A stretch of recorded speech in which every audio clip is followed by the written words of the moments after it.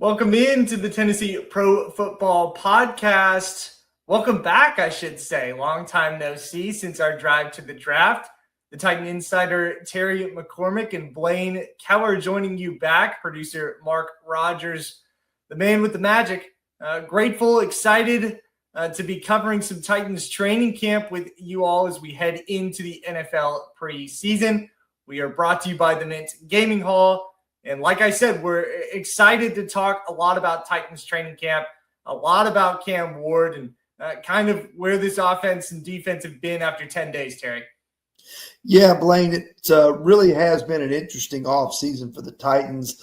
Anytime you have the number one overall pick and you use that pick on a quarterback, which they did in Cam Ward, it certainly creates a buzz and generates some excitement maybe that was lacking over the past couple of seasons as this team has struggled. Now, that's not to say that struggles won't continue for a while, as we've seen in training camp early on, but there has been some cause for optimism on occasion as well. Yeah, that energy, kind of a point of emphasis here recently among the Titans, and that excitement kind of leading to a tipping point for Coach Brian Callahan. We're going to talk about that from Sunday's practice on the other side of this break. Wanted to let you know a little bit about our friends at the Mint Gaming Hall. Circus Sports, the largest sports book in Kentucky, is now open for business at the Mint Gaming Hall with an 85-foot sportsbook screen and stadium-style seating. It's the place to be for any sports fan, whether you're catching up on college football or watching the NFL preseason, which you might be if you're watching this show. Thanks to our friends at the Mint Sportsbook. Be sure to check them out. I-65 North, exit 121, just north of Nashville. We'll be right back on the other side of this break. You're watching the Tennessee Pro Football Podcast on Main Street Media Television.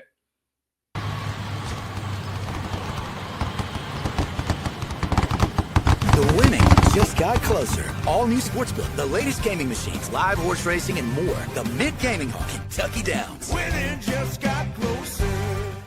He shoots, and he scores!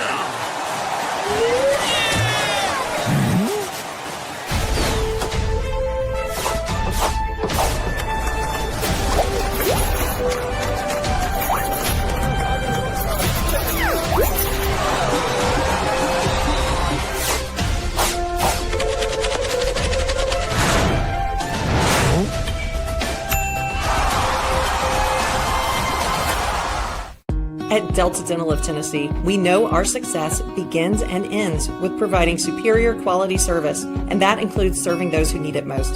This year, we're celebrating 25 years of giving back to the community we call home. Delta Dental, along with our Smile 180 Foundation, supports Tennessee's dental colleges and oral health education, children's hospitals, free and reduced cost dental clinics, and other like-minded charities. Here's to the next 25-plus years of ensuring healthy smiles.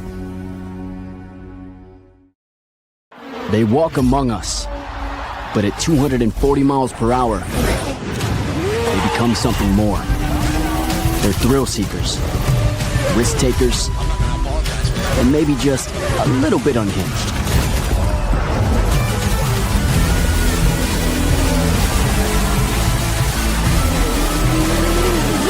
Buckle up.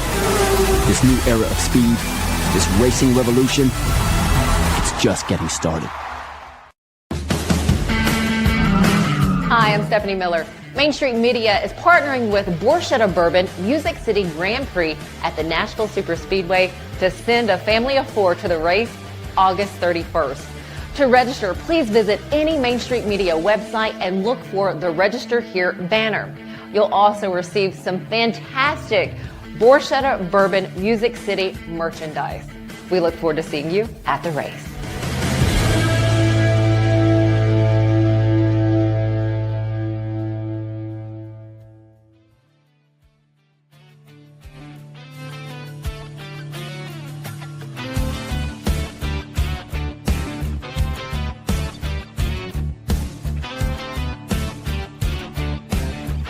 Coverage of Titans training camp continues on the Tennessee Pro Football Podcast. Blane Kellar joined by the Titan Insider himself, Terry McCormick.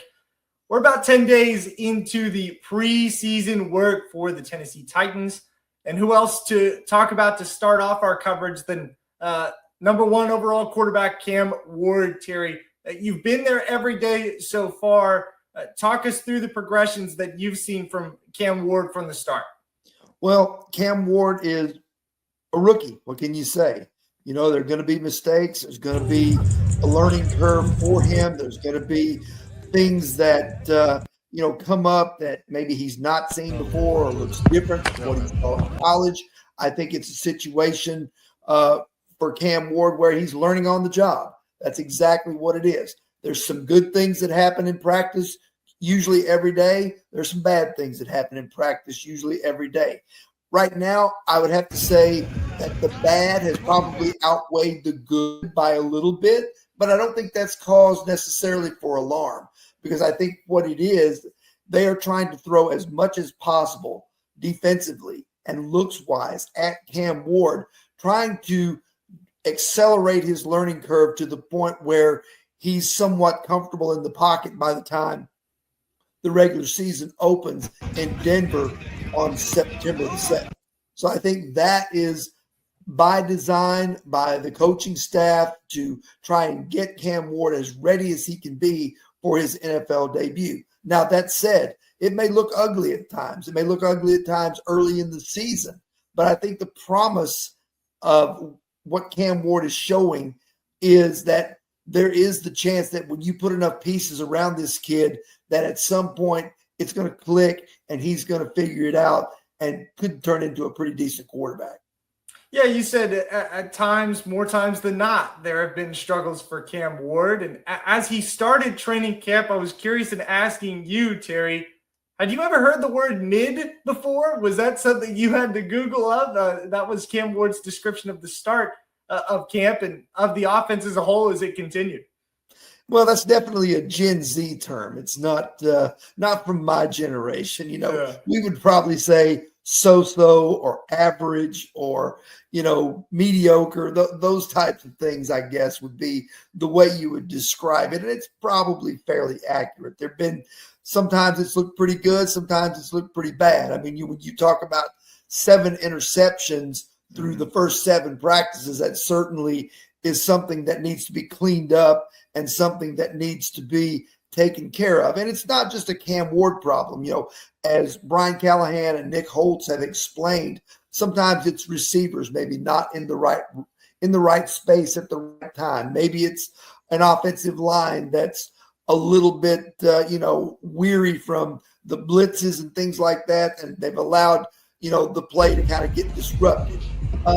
In short, it's a little of what we saw last year with Will Levis, where there was some good, there was some bad. And but this year with Cam Ward, they're trying to fix a lot of those things sooner rather than later, I think, and trying to get this kid up to speed so that he can play quarterback for them week 1 and be ready to go. Cam Ward had a couple of interceptions in a row in Titans training camp. I believe it was Saturday. He had a pretty good day, and you saw that competitive side kind of come out of him. Then that all faded away with I think by all accounts, a bad practice on Sunday. Saw a couple of low throws there in one-on-one work on air. I mean, he missed Calvin Ridley, Tyler Lockett, Alec Ayomanor, Gunnar Helm, all in kind of red zone work. And then I believe you reported on it, Terry, 4 of 13 in team drills yesterday. Leading up to that practice, Coach Brian Callahan mentioned that he can kind of assess the good and the bad out of Cam Ward because of his time with Joe Burrow. He also talked a little bit about how he's leaving no stone unturned when it comes to the evaluation of his quarterback. Let's listen here. Played well over the last couple of years, and what did they do? What positions did they get put in that allowed them to play well? So all of those things factor in. There's really no stone unturned when it comes to getting a rookie quarterback ready, and there's nowhere I won't look for potential edges or advice or anything like that. So it's been a fun process for sure. Tennessee Pro Football Podcast reminding you we are brought to you by the Mint Gaming Hall. Hey, live horse racing returns to the Mint at Kentucky Downs on August 28th. It's one of 7 horse racing events on the greens at Kentucky Down Admission is free, and you can feel the excitement of live horse racing there. Again, the Mint Gaming Hall in Kentucky Downs, a proud sponsor of the Tennessee Pro Football Podcast. Terry, your reflection on what Coach Callahan just said there? Yeah, I think he's talking about, he was asked about, if he seeks out advice or tips from anybody else in terms of developing a quarterback. And he said that he's certainly open to that. And one of the things that he talked about, too, that wasn't in that clip that I found interesting, he had, I guess, during the time that Joe Burrow was coming along in his rookie year, it was during COVID.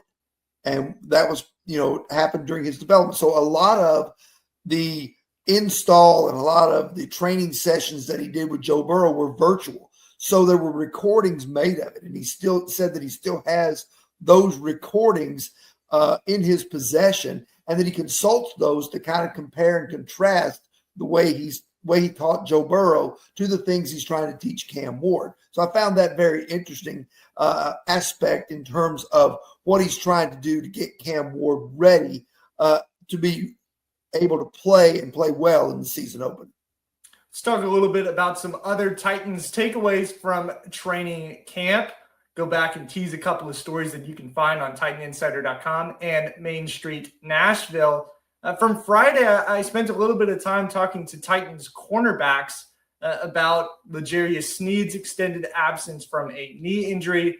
Brian Callahan saying Saturday that Sneed was expected to return alongside center Lloyd Cushenberry during the joint practices against Atlanta. We'll talk about that in a couple of minutes. But Titans quarterbacks are remaining confident despite being a makeshift group at the end of last season. Darrell Baker, Jarvis Brownlee, and Roger McCreary kind of put up a pretty solid performance, and they've continued to do so in camp, Terry. Yeah, I think those three guys have looked pretty good. I've really been impressed with Jarvis Brownlee because he's starting to get a little bit more brash and a little bit more bold and got some of that swagger that you want a top cornerback to have. He's talking and chirping at practice. Not that that's necessary to affect your play, but some guys thrive off of that. And I think Jarvis Brownlee is a guy that certainly plays more confidently when he can exude that sort of demeanor. Darrell Baker, I think, is a very underrated, very unheralded guy, but he's very solid. Watched him working one-on-one yesterday against Calvin Ridley and some of the other receivers, and I thought he did very well there. Roger McCreary in a contract year, very steady. I think he's got something to prove to try and get himself an extension here or to cash in on the open market if he prices himself out of the Titans plan. Blane, the thing that concerns me about this cornerback group without L'Jarius Sneed, it's not those top three guys, but we know injuries inevitably will come. And I think some of the depth behind them, very young, very inexperienced, very unknown. Marcus Harris has probably been the top depth guy that I've seen so far. He's the rookie out of Cal who was, I think, a 6th-round pick of this team. He's looked pretty good, but he's not very big.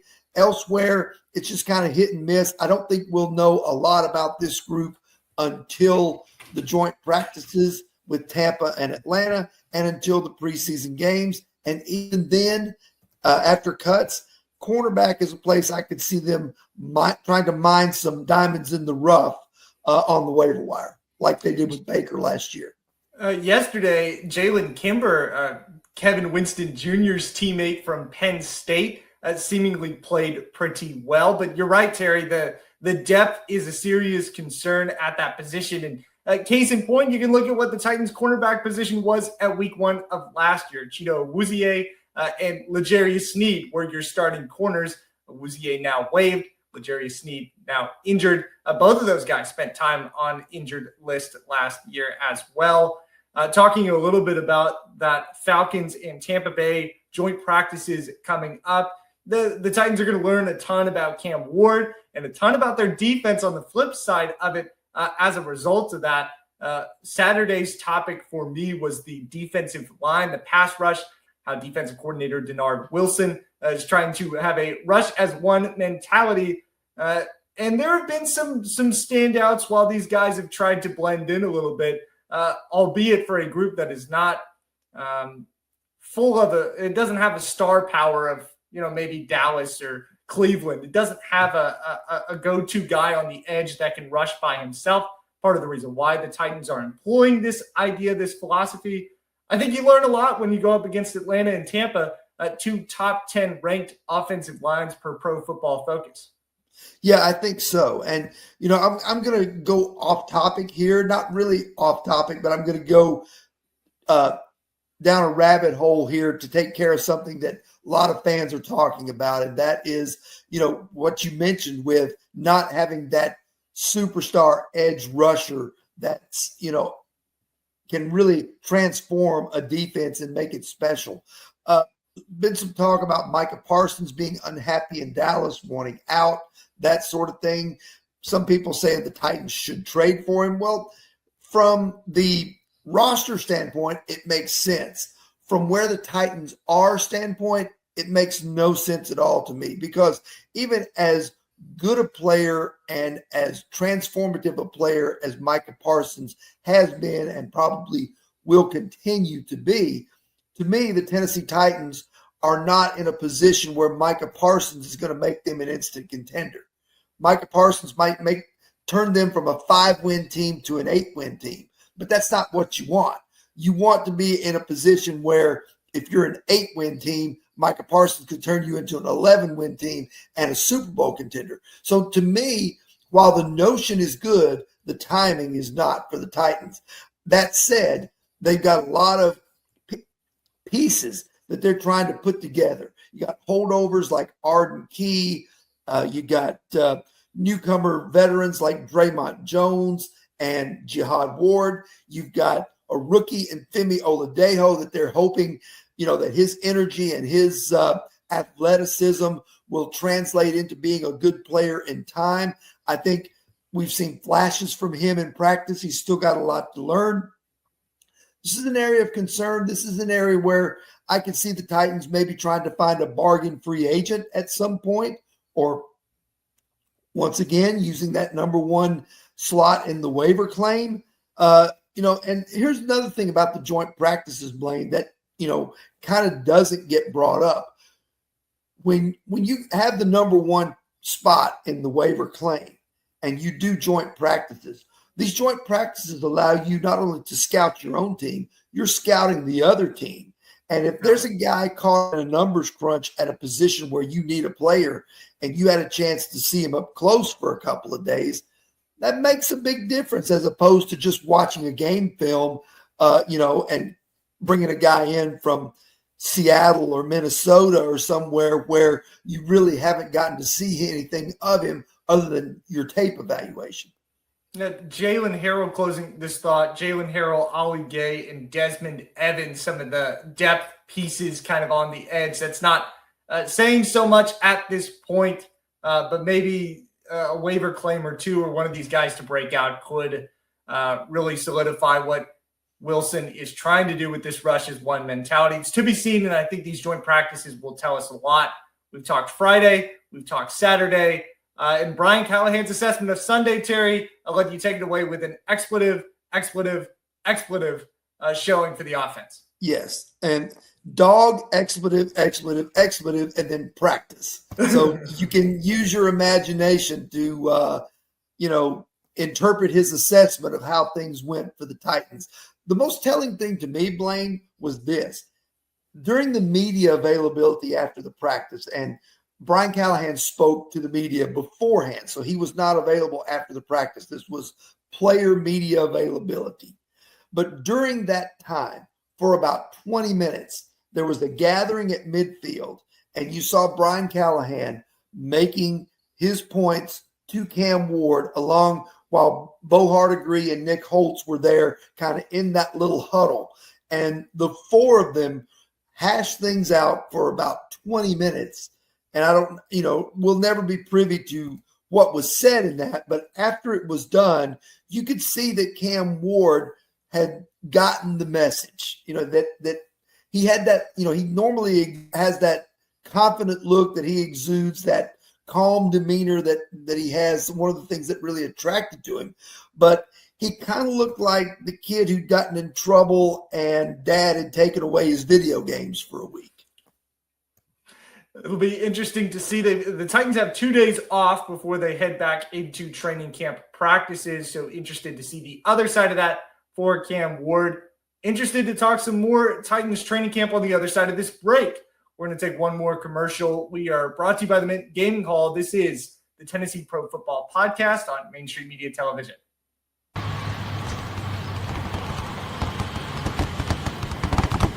The winning just got closer. All new Sportsbook, the latest gaming machines, live horse racing, and more. The Mid Gaming Hall, Kentucky Downs. Winning just got closer. He shoots, and he scores!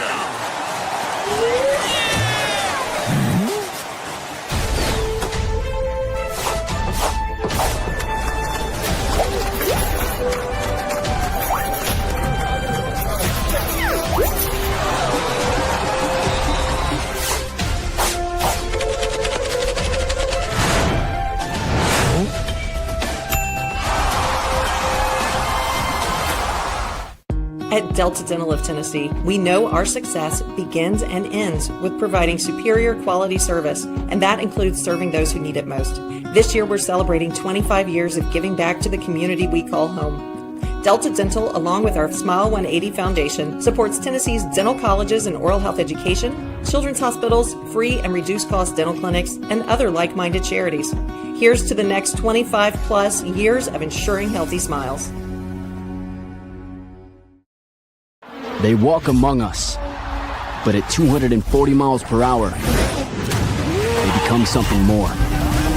They're thrill seekers, risk takers, and maybe just a little bit unhinged.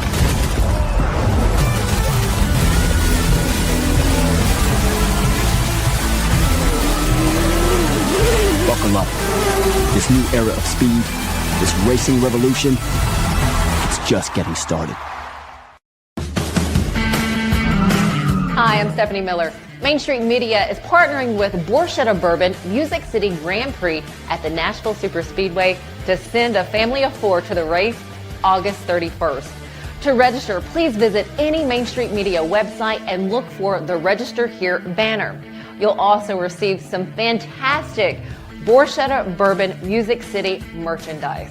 We look forward to seeing you at the race.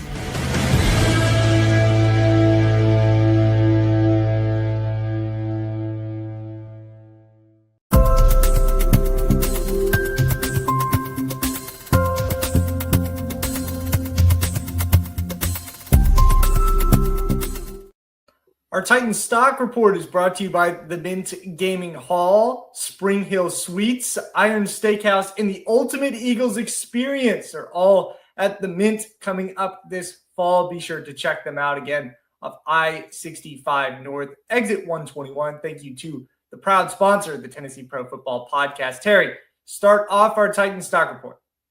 All right, we're going to go with the guys who are stock up. First guy I've got on the list is Peter Skoronski, left guard. Now entering his third season, he's been very, very good in the one-on-one practices. I think he's been a guy that is starting to come into his own as one of the better linemen on this team, and we know certainly the problems that the line has had over the last 2 or 3 seasons, and I think Peter Skoronski now with Dan Moore anchoring the left tackle spot, I think they're starting to get comfortable with each other, and I think Peter Skoronski also is starting to figure out what it's like to be a pro and to be a leader, because yesterday, after Brian Callahan's tirade, Peter Skoronski was one that said, quite frankly, he said, we need better leadership on offense, and I need to be part of that. I like that. I think that he's figuring out what it takes to be an NFL player and a successful NFL player. Another offensive player, specifically offensive line, that I wanted to touch on, kind of a stock up by necessity, it sounds like, Terry, with center Corey Levin. Offensive line coach Bill Callahan brought up starting center Lloyd Cushenberry's recovery from an Achilles injury when asked at Titans practice on Sunday. Let you guys take a listen and then give a little bit more explanation on Levin. For Lloyd's return, and then with just kind of that center position as a whole week one? Yeah, we're really anxious to get Lloyd back on the field. I understand that he could be out on the field sooner than later. So we'll monitor that as soon as they cut him loose to start doing some individual. Okay, that'll be beneficial for all of us. And then if we can obviously wean him, into the offense, we're going to have to do that, and amp him up really intelligently, so that, he gets accustomed to everything that we're doing. So I think it's really important that he, gradually, incrementally gets back into the offense to an individual and then cut him loose in team at some point. Bill Callahan saying gradually, incrementally, intelligently doing this with the Titans season opener just about a month away. It sounds like Levin might be kind of trending unless Lloyd can have a quick recovery once he's cleared. It sounds like Corey could be trending as the starter in my mind. It's possible because anytime you're dealing with an Achilles, it's tricky. And it's trickier for a big man like Lloyd Cushenberry, who has to use his body for leverage after he snaps the ball to pass protect, to run block, all those sorts of things. So to me, you got to be very, very cautious with this because I think, an Achilles for him is different than an Achilles maybe for a quarterback or a receiver or a defensive back or something like that. Everybody uses their legs different ways in order to accomplish their task. And certainly offensive line is one of the most taxing on your legs and your lower body. Given a defensive stock up quickly here to cornerback Jarvis Brownlee. We talked about him a little bit being an irritant. He kind of had a moment on Saturday against Calvin Ridley in team drills. And then yesterday sparked and incited something against Mason Kinsey. Amani Hooker, the safety, kind of talked about the benefit of that, having a scrappy guy. Let's listen in. Pretty good. It's just competitive. You want energy. You don't want guys just out here like it's a funeral home. You know what I mean? You want excitement. We all love each other. There's no actual, hate or animosity between anybody, but we're just competing. Just needing somebody with a little bit of energy and a little bit of juice in that secondary. And so far, so good for Jarvis Brownlee. Terry, who do you got on the defensive side for your stock report? I like James Williams. I know you talked to James the other day, and tell us a little bit about what he's done to kind of transform himself and try to claim that other inside linebacker spot that's alongside Cody Barton. Yeah, it's another story you can catch on Main Street Nashville. Williams said he lost 20 pounds of fat and replaced it with muscle. He's at 235 right now, a 7th-round selection out of Miami in 2024. Former safety that's in his second season playing pro linebacker. He's worked a lot with Cody Barton. Said he worked with a couple of his Miami teammates and staffers from his time with the Hurricanes this offseason. Really delved into the playbook, too, to try to get an idea of what his keys are, where his eyes should be in Denard Wilson's defense. He's had the first team reps since the start of camp, right, Terry? Yes, and I think that really goes back almost to OTAs and minicamp. He seemed to be the guy that was really at the front of the line. There's a big battle going on there with Cedric Gray and Otis Reese and a couple of others, but certainly James Williams has acquitted himself well. Frank Bush made a point, linebackers coach for the Titans, that there is still a competition there. But so far, so good for James Williams. Jarvis Brownlee for the Titans training camp. Need to see some improvement as they go into joint practices in Tampa. Thank you so much for joining us again on the Tennessee Pro Football Podcast. Terry McCormick and Blane Kellar signing off. Thanks again to the Mint Gaming Hall for sponsoring our show. We'll see you again next week.